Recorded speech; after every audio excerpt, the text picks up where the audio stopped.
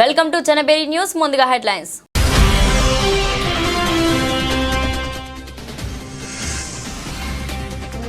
Myanmar అధికారులతో మాట్లాడిన ప్రధాని మోదీ, క్లిష్ట పరిస్థితుల్లో మిత్ర దేశానికి అండగా ఉంటామని భరోసా.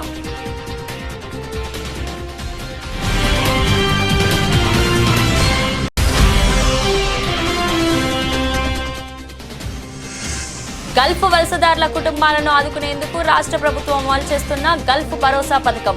శనివారం పోస్టర్ మరియు డాక్యుమెంటరీని విడుదల చేసిన ముఖ్యమంత్రి రేవంత్ రెడ్డి.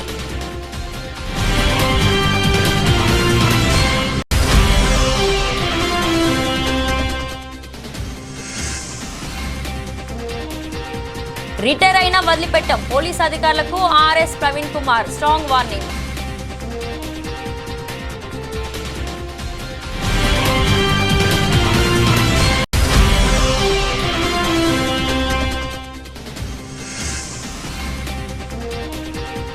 సంక్షేమ సారథి ఎన్టీఆర్, అభివృద్ధి ప్రదాత చంద్రన్న టీడీపీ ఆవిర్భావ సభలో మంత్రి నారా లోకేష్.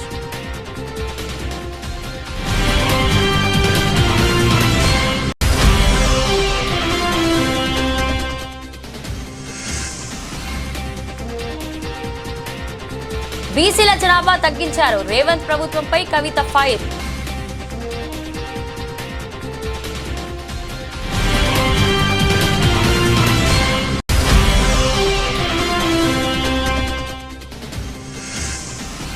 త్వరలో వక్ఫ్ బోర్డు సవరణ బిల్లు ఆమోదం పొందుతుందన్న బండి సంజయ్.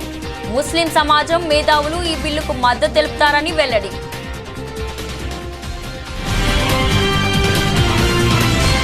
ఆపరేషన్ బ్రహ్మలో భాగంగా విపత్తు సహాయక సామగ్రిని దళాలను పంపిస్తున్నట్లు భారత ప్రధానమంత్రి Narendra Modi Myanmar military senior general Min Aung హలాయింగ్కు తెలియజేశారు. మయన్మార్ను శుక్రవారం 2 భారీ భూకంపాలు కుదిపేశాయి. భూకంప విలయానికి మయన్మార్ 1000 మందికి పైగా ప్రాణాలు కోల్పోయారు, వేలాది మంది గాయపడ్డారు. ప్రకృతి విపత్తులు అల్లాడుతున్న మయన్మార్కు సహాయం చేయడానికి భారత్ ముందుకు వచ్చింది. మిన్ ఆంగ్ హలాయింగ్తో ప్రధాని మోదీ మాట్లాడి భూకంప పరిస్థితులను అడిగి తెలుసుకున్నారు. ఈ విపత్తులో ప్రజలు మృతి చెందడంపై మోదీ తీవ్ర సంతాపం వ్యక్తం చేశారు. ఇటువంటి క్లిష్ట పరిస్థితుల్లో మిత్రదేశమైన మయన్మార్కు అండగా ఉంటామని భరోసా ఇచ్చారు. భారత్ మయన్మార్కు 80 మంది ఎన్డీఆర్ఎఫ్ సిబ్బందిని పంపించనుంది. మయన్మార్కు సహాయం అందించడానికి భారత్ సిద్ధంగా ఉందని, ఈ విషయంపై చర్చించామని ఓ సీనియర్ అధికారి మీడియాకు తెలిపారు. సహాయక చర్యలో పాల్గొనేందుకు 80 మంది ఎన్డీఆర్ఎఫ్ సిబ్బంది బయలుదేరినట్లు ఆయన పేర్కొన్నారు. అటు అమెరికా, ఇండోనేషియా, చైనా కూడా అవసరమైన సహాయం అందిస్తామని తెలిపారు. Guys, come on, maintain straight. Just maintain straight. एकदम straight, कुछ मत करना. बस हो गया. हाँ, clear. Maintain straight line.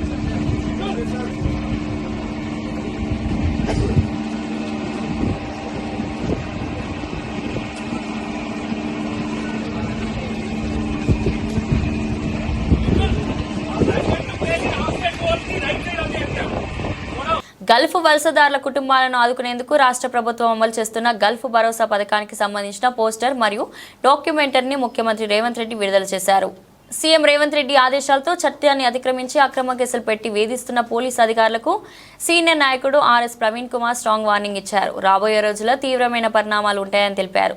Retired అయినా, ట్రాన్స్ఫర్ అయినా వదిలిపెట్టమని హెచ్చరించారు. ఈ విషయాన్ని సిద్దిపేట పోలీస్ కమిషనర్ కూడా గుర్తుపెట్టుకోవాలని అన్నారు. సిద్దిపేటలో చెయ్యని నేరానికి సోషల్ మీడియా యాక్టివిటీస్ మీద కేసు పెట్టారని ఆర్ఎస్ ప్రవీణ్ కుమార్ తెలిపారు. కానీ హరీష్ రావు, కేటీఆర్ను పెట్రోల్ పోసి చంపుతామన్న మైనంపల్లి హనుమంతరావు మీద ఇంతవరకు ఎఫ్ఐఆర్ బుక్ చేయలేదని చెప్పారు. కేసు నమోదు చేయాలని మేము రిక్వెస్ట్ చేసినప్పటికీ పబ్లిక్ ప్రాసిక్యూటర్తో లీగల్ నోటీసులు పంపించి ఇది సివిల్ కేసు అని చెప్పారని గుర్తు చేశారు. ఒక మనిషి మరో మనిషితో పెట్రోల్ పోసి చంపుతామంటే సివిల్ కేసు ఎలా అవుతుందని ప్రశ్నించారు. గాంధీ భవన్లో కేసుల స్క్రిప్ట్ తయారు చేస్తున్నారని, పోలీసు అధికారులు వాటిని యథాతథంగా ఎఫ్ఐఆర్లు నమోదు చేస్తున్నారని విమర్శించారు. మీరు ఇప్పటిలాగానే వాళ్ళు అక్కడ గాంధీ భవన్ల కంప్లైంట్ మ్యానుఫ్యాక్చర్ కాగానే మీరు పోయి పోలీస్ స్టేషన్లో కంప్లైంట్ చేసి గుడ్డిగా సుమోటో కేసులు పెడితే రాబోయే రోజుల్లో తీవ్రమైన పరిణామాలు ఉంటాయి. మీరు రిటైర్ అయినా, మీరు ట్రాన్స్ఫర్ అయినా ఎఫ్ఐఆర్ మాత్రం మీరు చించేయలేరు. మీరు చించేయాలనుకున్న కోర్టులో ఎఫ్ఐఆర్ ఉంటుంది. Everything is digitised. మా ప్రభుత్వం వచ్చిన తర్వాత మేము ఈ రికార్డులన్నింటిలోకి పోతాం. పోయిన తర్వాత ఈ అక్రమాల మీద ఈ పోలీసు రేవంత్ రెడ్డి ఆదేశాలకు ఈ దారుణాల మీద ఎవరైతే పోలీస్ ఆఫీసర్లు ఉన్నారో, ఉదాహరణకు సిద్దిపేట కమిషనర్ ఆఫ్ పోలీస్, మీరు ఇలా సోమోటో పెట్టిర్రు మేడం. మీరు సోమోటో పెట్టి ఒక సోషల్ మీడియా యాక్టివిస్ట్ మీద చేయని నేరానికి అతని మీద మీరు కేసు పెట్టారు. కానీ హరీష్ రావు గారిని, కేటీఆర్ గారిని పెట్రోలు పోసి చంపుతామన్న మైనంపల్లి హనుమంతరావు మీద మీరు ఇంతవరకు ఎఫ్ఐఆర్ బుక్ చేయలేదు. This we will remember. మేము రిక్వెస్ట్ చేసినా మీరు ఏం చేశారు, పబ్లిక్ ప్రాసిక్యూటర్కి పంపించి లీగల్ ఒపీనియన్ తీసుకుని సివిల్ కేసు అన్నారు. ఒక మనిషి ఇంకొక మనిషిని పెట్రోల్ పోసి చంపుతామంటే సివిల్ కేసు ఎట్లయితుంది మేడం? డీజీపీ గారిని కూడా రిక్వెస్ట్ చేస్తున్నాం. మొన్న మా అగ్రనాయకులు, మా సీనియర్ నాయకులు హరీష్ రావు గారు 6 మంది ఎమ్మెల్యేలు కలిసి డీజీపీ గారి దగ్గరికి పోయి ఈ విధంగా 35(3) BNSSలో స్టేషన్ బెయిల్ ఇవ్వాల్సి వచ్చినా ఈరోజు మాకు స్టేషన్ బెయిల్ ఇవ్వడం లేదు అని చెప్పి రిప్రజెంట్ చేసినా కూడా మాకు ఇంతవరకు యాక్షన్ లేదు. So we are going to remember all these things. రాబోయే బీఆర్ఎస్ ప్రభుత్వంలో తప్పకుండా ఒక ట్రిబ్యునల్ వేస్తాం. ట్రిబ్యునల్ వేసి ఏ అధికారులు అయితే చట్టాన్ని ఉల్లంఘించి రాజ్యాంగం ఇచ్చిన ప్రాథమిక హక్కులు ఆర్టికల్ 14, ఆర్టికల్ 19, ఆర్టికల్ 20, ఆర్టికల్ 21 జీవించే హక్కును హరించే ప్రయత్నం చేసినరో, చట్టం చెప్పకుండా చట్టాన్ని అతిక్రమించి పనిచేసినరో, రేవంత్ రెడ్డి ఆఫీస్ చెప్పిన అక్రమ ఆదేశాలను పాటిస్తూ ప్రజల జీవితాలతో ఆడుకునే ప్రయత్నం చేసినరో, ఆ ఆఫీసర్లు భారీ మూల్యం చెల్లించుకునే ప్రమాదం ఉన్నది. నేను వారి కుటుంబాలకు ప్రత్యేకించి చేతులు జోడించి నేను కోరుకుంటున్నా, మళ్ళీ మీ ఇళ్లలో చెప్పండి, దయచేసి ఈ పనులు చేయకమని చెప్పండి. మీరు మాకు ఫేవర్ చేయాల్సిన అవసరం లేదు. మళ్ళీ చెప్తున్నా, we don't need any favour from you. All the favor that we are requesting, we are praying for is fairness. పసుపు జెండా మనకు ఎమోషన్. 43 ఏళ్ల ప్రయాణంలో ఎన్నో విజయాలు చూసాం, మరెన్నో సంక్షోభాలు ఎదుర్కొన్నాం. ఎన్ని కష్టాలు వచ్చినా ఎత్తిన పసుపు జెండా దించని క్యాడర్ మనకు మాత్రమే సొంతమని తెలుగుదేశం పార్టీ జాతీయ ప్రధాన కార్యదర్శి, రాష్ట్ర విద్యా ఐటీ శాఖల మంత్రి నారా లోకేష్ అన్నారు. టీడీపీ 43వ ఆవిర్భావ దినోత్సవం సందర్భంగా మంగళగిరిలోని పార్టీ కేంద్ర కార్యాలయంలో ఎన్టీఆర్ భవన్లో జరిగిన సభలో లోకేష్ మాట్లాడారు. 43 ఏళ్ల ప్రయాణంలో ఎన్నో విజయాలు చూసాం, ఎన్నో సంక్షోభాలు ఎదుర్కొన్నాం. కానీ ఎన్ని కష్టాలు వచ్చినా ఎత్తిన పసుపు జెండా దించకుండా, మడిమ తిప్పకుండా తెలుగుదేశం పార్టీకి కాపలా కాసింది ఈ పసుపు సైన్యం. ప్రత్యర్థులు మీద పడిన, మీసాలు మిలేసి తొడగొట్టిన అంజిరెడ్డి తాతనే మన ధైర్యం.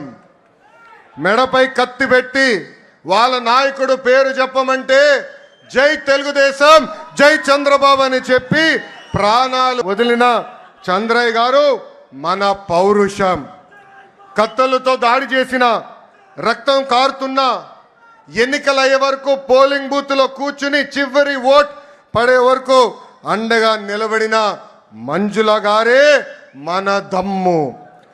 పార్టీకి, ఆ పసుపు జెండాకి కష్టపడిన కార్యకర్తలకి, ఈ పసుపు సైన్యానికి హ్యాట్స్ ఆఫ్.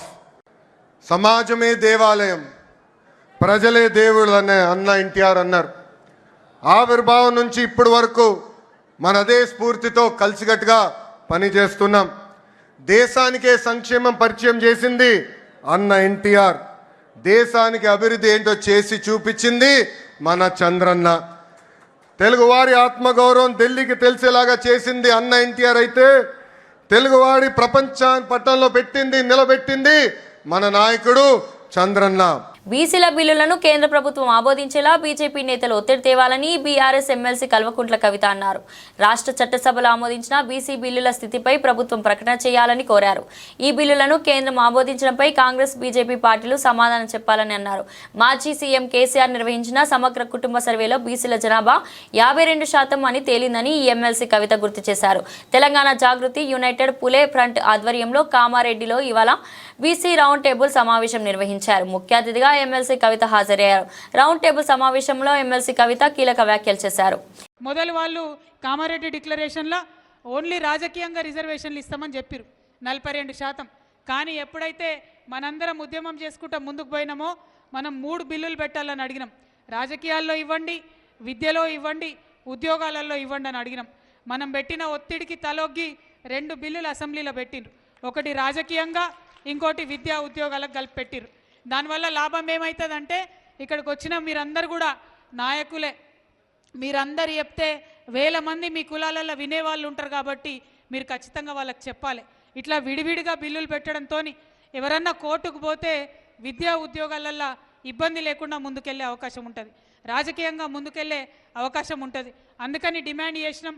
మన ఒత్తిడికి తల ఒగ్గి ప్రభుత్వం ఆ బిల్లులను పెట్టడం జరిగింది. ఇవాళ ఈ కామారెడ్డి మహాసభలో మేము రౌండ్ టేబుల్ కాన్ఫరెన్స్లో మేము డిమాండ్ చేసేది ఒకటి మీరు చేసినటువంటి జనాభా లెక్కలను గ్రామ పంచాయతీల వారీగా అతికించండి. 2 మీరు చేసినామని చెప్తున్నటువంటి జనాభా లెక్కలను అసెంబ్లీలో పెట్టండి. 3 డెడికేటెడ్ కమిషన్ ఏదైతే రిపోర్ట్ ఇచ్చిండ్రో దాన్ని మీరు ఏర్పాటు మాకు పబ్లిక్లో పెట్టండి, దాన్ని బయటికి ఇవ్వండి. ఆ రిపోర్ట్ ఏం చెప్పిందో చెప్పండి. 4 మీరు బిల్లు పెట్టిండ్రు 42%, మేమందరం కూడా మద్దతు ఇచ్చినాం, అందుకే ఇవాళ బిల్లు పాస్ అయింది.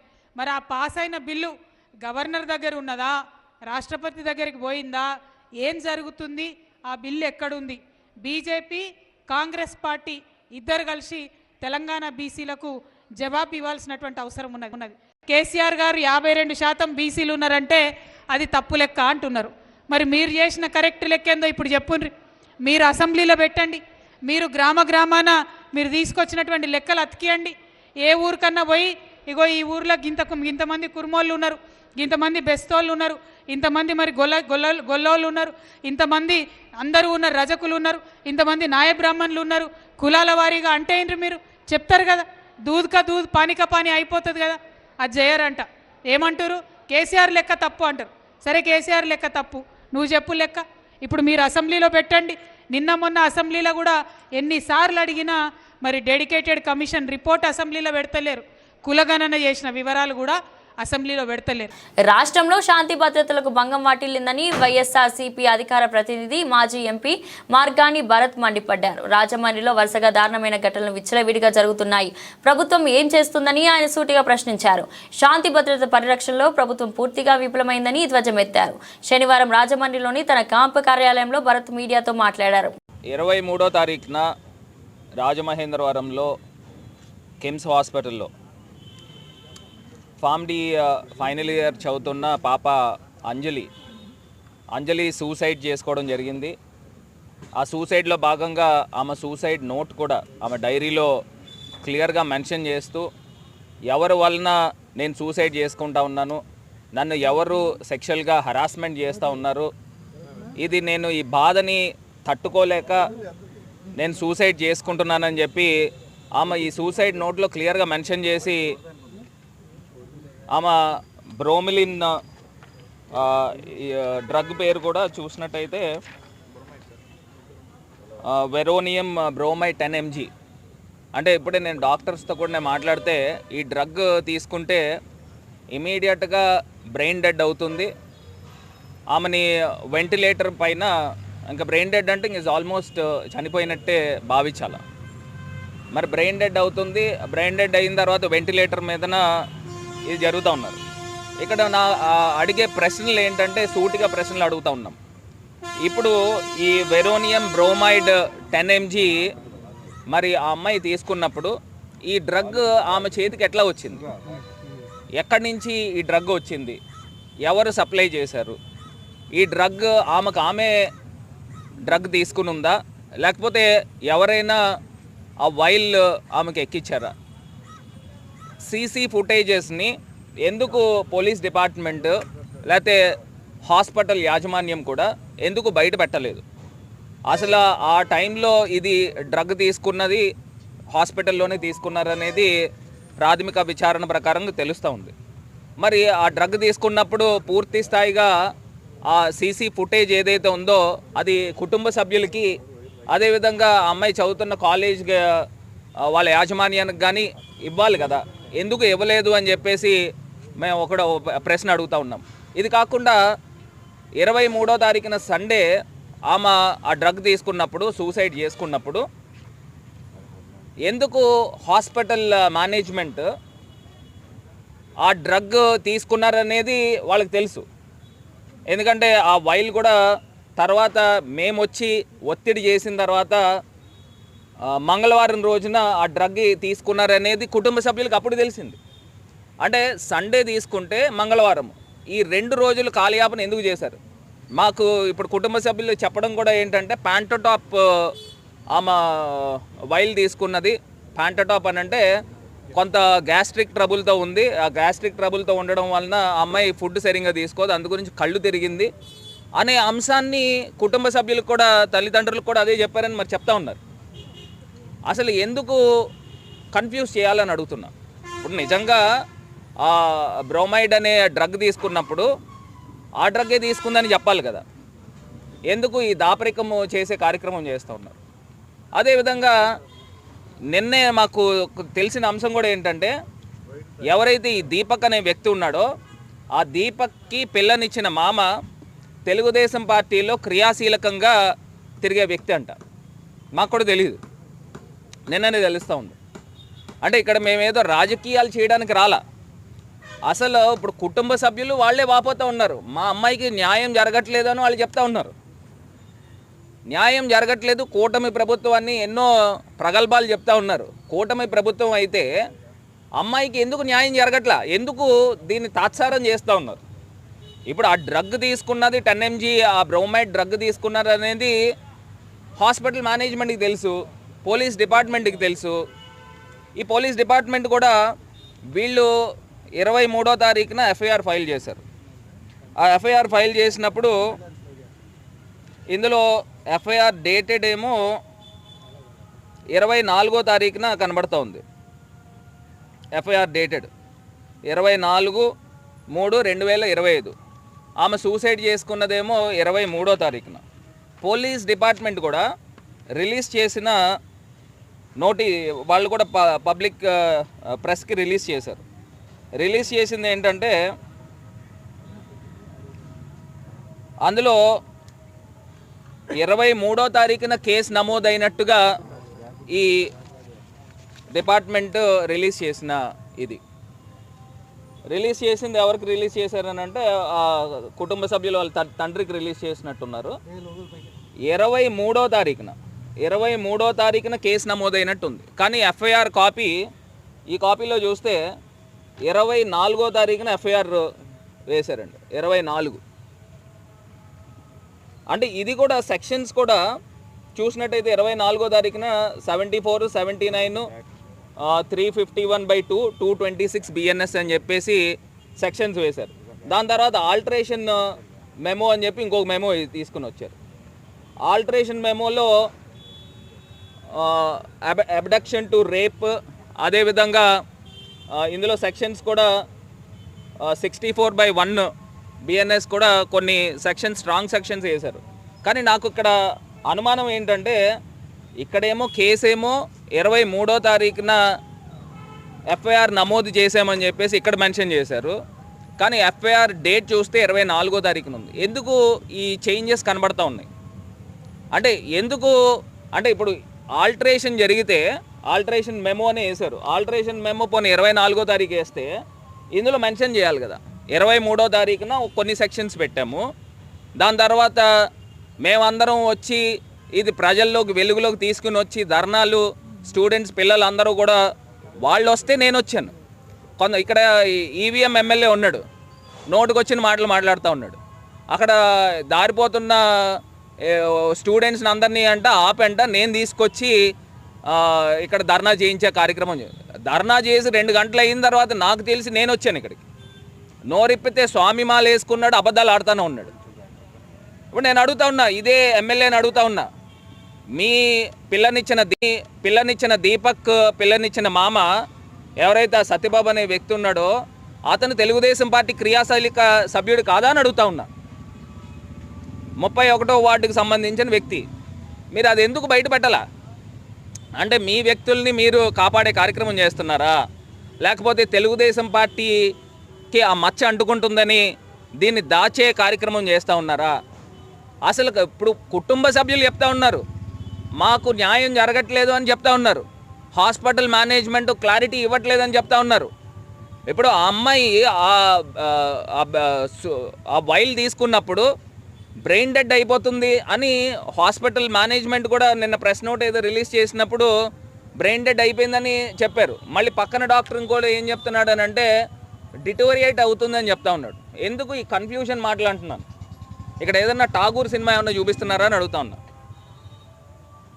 ఇక్కడ అర్థం కాని అంశాలు ఏంటంటే కాలేజ్ మేనేజ్మెంట్ మొన్న కూడా నా నోటీస్కి వచ్చింది, వాళ్ళకి సరైన సమాధానం చెప్పట్లేదు, అదేవిధంగా కుటుంబ సభ్యులకు సరైన సమాధానం చెప్పట్లేదు. అసలు ఏం జరిగింది విషయం అనేది పూర్తి స్థాయిగా దర్యాప్తు జరగాలి. దీనిపైన ఒక సిట్ వేయాల్సిన అవసరము గవర్నమెంట్కి ఉంది.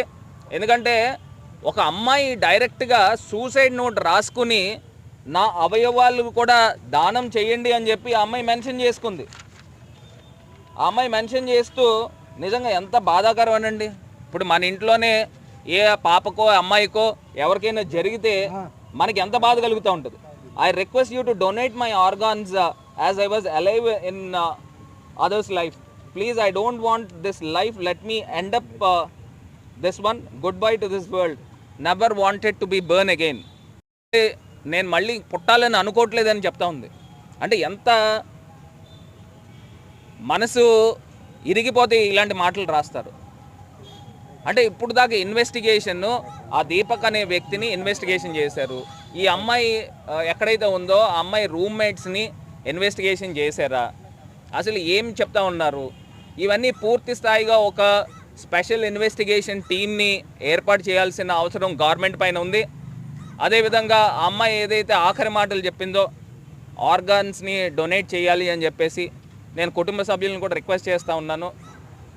ఇప్పుడు అక్కడ హాస్పిటల్ వాళ్ళు హెల్త్ బులెటిన్ ఏదైతే ఇచ్చారో ఆ హెల్త్ బులెటిన్ తీసుకొని ఆ అమ్మాయి ఆఖరి కోరిక ఏదైతే చెప్తా ఉందో దాన్ని కూడా మనం పాటించాల్సిన అవసరం ఉంది.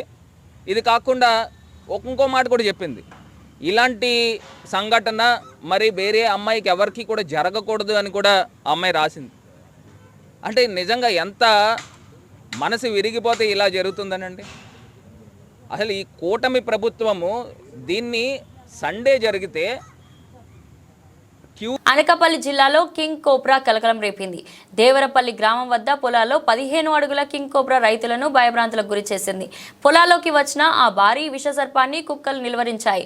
దాంతో ఆ పాము పక్కనే ఉన్న చెట్లలోంచి చూస్తున్న రైతులపైకి దూసుకెళ్లే ప్రయత్నం చేసింది. దాంతో వారు భయంతో పరుగులు తీశారు.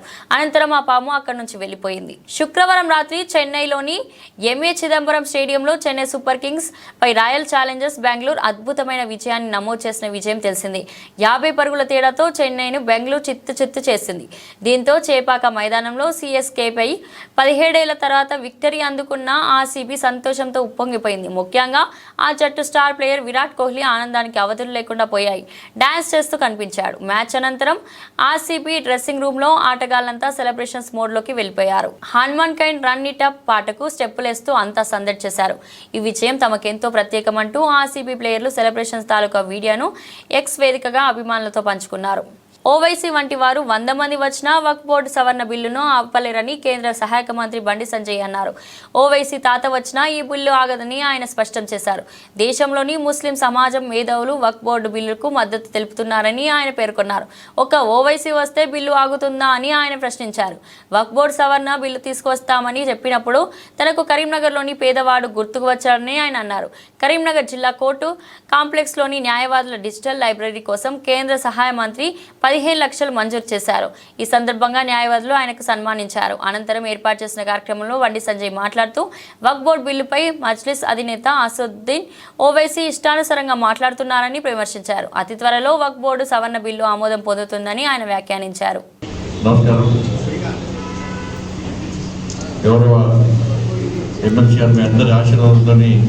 మొన్ననే ఎమ్మెల్సీగా గెలిచినటువంటి గ్రాడ్యుయేట్ ఎమ్మెల్సీగా చూడండి అంజిరెడ్డి గారు, మాజీ మేయర్ సోదరుడు సునీల్రావు గారు, బార్ అసోసియేషన్ అధ్యక్షులు రాజ్ కుమార్ గారు, ప్రధాన కార్యదర్శి మహేందర్ రెడ్డి గారు, ఇతర గౌరవ సీనియర్ న్యాయవాదులకు పాత్రికేయ మిత్రులందరూ కూడా హృదయపూర్వక నమస్కారం.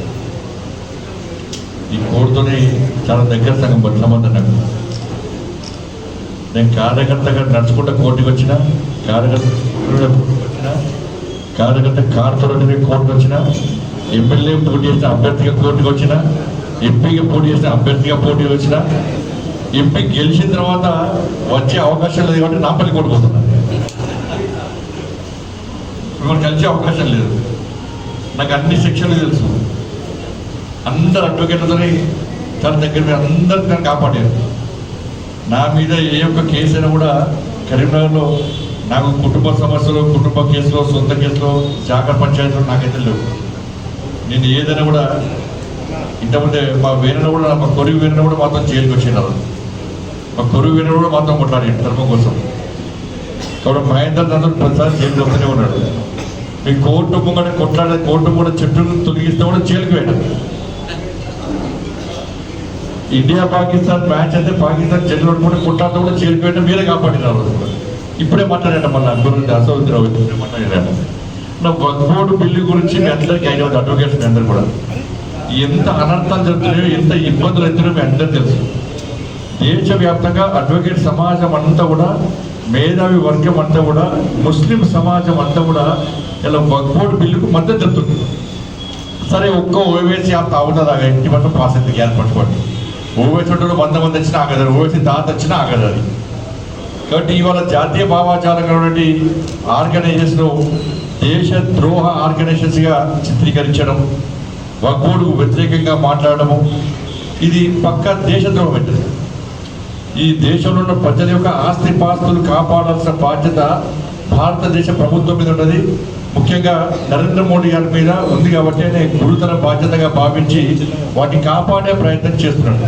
ఇది ముస్లింలకు వ్యతిరేకమా, ఇది క్రైస్తవులకు వ్యతిరేకమా, ఇది హిందువులకు మద్దత అనేది కాదు. దాని వల్ల ఇబ్బందులు వస్తున్న పరిణామాలు దృష్టిలో ఉంచుకొని ఈ బిల్లును కేంద్ర ప్రభుత్వము తీసుకురాబోతున్నది. దానికి జాయింట్ పార్లమెంటరీ కమిటీ వేసింది. దేశవ్యాప్తంగా అందరూ పర్యటించారు. అన్ని పార్టీల నాయకులు దానిలో ఉన్నారు. దానికి ఒక చైర్మన్ ఉన్నాడు. దేశవ్యాప్తంగా అన్ని ప్రాంతాలు తిరిగిరు. అందరు అభిప్రాయాలు తెలుసుకున్నారు. ఆ కమిటీ ఒక నిర్ణయానికి వచ్చింది. ఆ కమిటీ పార్లమెంట్ కమిటీ నివేదిక ఇవ్వబోతున్నది. ఆ నివేదిక ఆధారితంగా రేపు వక్ఫ్ బిల్లు కూడా తప్పకుండా పార్లమెంట్కు ఏ క్షణానైనా రావచ్చు, ఎప్పుడైనా రావచ్చు. దానికి పక్కా పార్లమెంట్ ఆమోదం పొందడం ఖాయం. దానికి ఏమన్నా ఇక్కడ కరీంనగర్ అనే కరీంనగర్ నాకే అనుభవం. పాపం పేదైన ఇల్లు జాగది. ఆ పేదైన జాగా ఆయన నాకు వచ్చి డాక్యుమెంట్స్ కార్పొరేట్ ఉన్నప్పుడు డాక్యుమెంట్ తీసుకొస్తే బులెటిన్ ముగించే ముందు హెడ్లైన్స్ మరోసారి.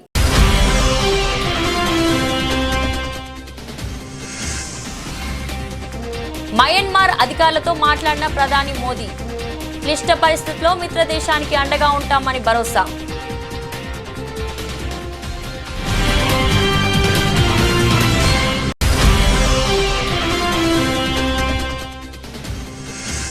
గల్ఫ్ వలసదారుల కుటుంబాలను ఆదుకునేందుకు రాష్ట్ర ప్రభుత్వం అమలు చేస్తున్న గల్ఫ్ భరోసా పథకం. శనివారం పోస్టర్ మరియు డాక్యుమెంటరీని విడుదల చేసిన ముఖ్యమంత్రి రేవంత్ రెడ్డి.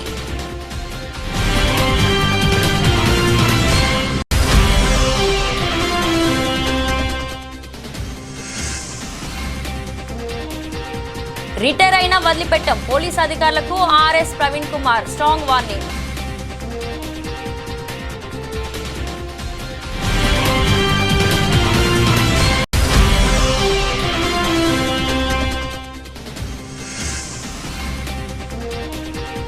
సంక్షేమ సారథి ఎన్టీఆర్, అభివృద్ధి ప్రదాత చంద్రన్న టీడీపీ ఆవిర్భావ సభలో మంత్రి నారా లోకేష్.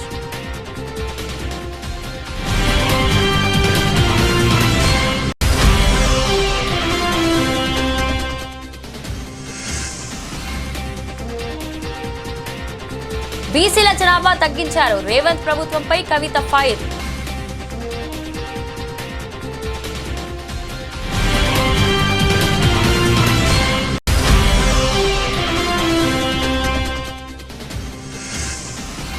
త్వరలో వక్ఫ్ బోర్డు సవరణ బిల్లు ఆమోదం పొందుతుందన్న బండి సంజయ్. ముస్లిం సమాజం మేధావులు ఈ బిల్లుకు మద్దతు తెలుపుతారని వెల్లడి.